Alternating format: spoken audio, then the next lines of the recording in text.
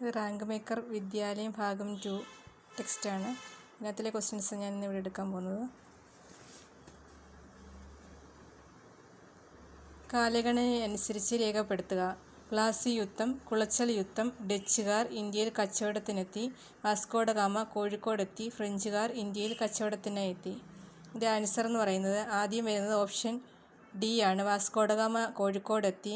Next, ഡച്ചുകാർ ഇന്ത്യയിൽ കച്ചവടത്തിനെത്തി, ഫ്രഞ്ചുകാർ ഇന്ത്യയിൽ കച്ചവടത്തിനായി എത്തി, കുളച്ചൽ യുദ്ധം, ദെൻ പ്ലാസി യുദ്ധം.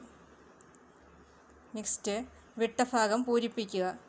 ഗോവ പോർച്ചുഗീസ്, പോണ്ടിച്ചേരി ഡാഷ്, സൈനിക സഹായ വ്യവസ്ഥ വെല്ലസ്ലി പ്രഭു, ദത്താവകാശ നിരോധന നിയമം ഡാഷ്. ഇതിൻ്റെ ആൻസർ എന്ന് പറയുന്നത് ഗോവ ഭരിച്ചിരുന്നത് പോർച്ചുഗീസുകാരാണ്. പോണ്ടിച്ചേരി ഫ്രാൻസിൻ്റെ അധീനതയിലായിരുന്നു. സൈനിക സഹായ വ്യവസ്ഥ വെല്ലസ്ലി പ്രഭു, ദത്താവകാശ നിരോധന നയം ഡൽഹൌസി പ്രഭു. അടുത്ത ക്വസ്റ്റ്യൻ, ഇംഗ്ലീഷ് ഈസ്റ്റ് ഇന്ത്യ കമ്പനിയുടെ ഭരണകാലത്ത് സ്വന്തം പെരുവിരൽ മുറിച്ചു മാറ്റിക്കൊണ്ട് കുലത്തൊഴിലായ പട്ടുനൂൽ കൃഷി ഉപേക്ഷിച്ച വിഭാഗമാണ് നഗോഡകൾ.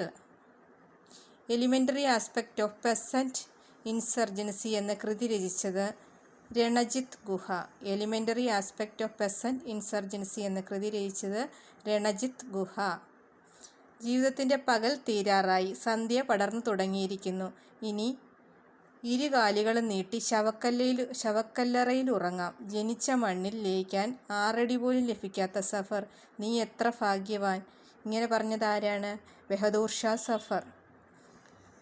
ജീവിതത്തിൻ്റെ പകൽ തീരാറായി, സന്ധ്യ പടർന്നു തുടങ്ങിയിരിക്കുന്നു. ഇനി ഇരുകാലുകളും നീട്ടി ശവക്കല്ലറയിൽ ഉറങ്ങാം.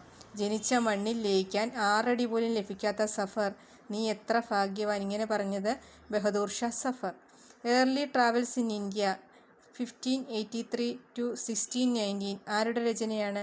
William Foster. Early travels in India 1583 to 1619 ആരുടെ രചനയാണ്? William foster.